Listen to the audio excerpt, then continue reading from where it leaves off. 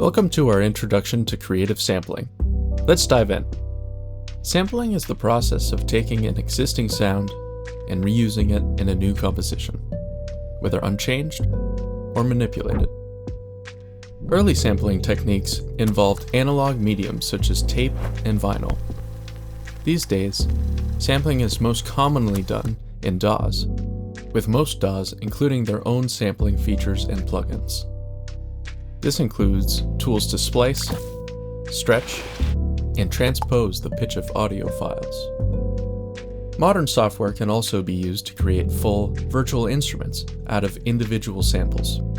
This is most often achieved by recording individual notes from an instrument and assigning these recordings to different pitches on the keyboard. Samples can be sourced in many ways, whether that is by recording them yourself or using other existing recordings. While collecting samples online, it is important to think about any copyrights that may be associated with them. Most commercially available music will require a license to be sampled. However, some creators may choose to release their sounds under a license such as Creative Commons CC0, which allows you to use sounds any way that you'd like without need for attribution.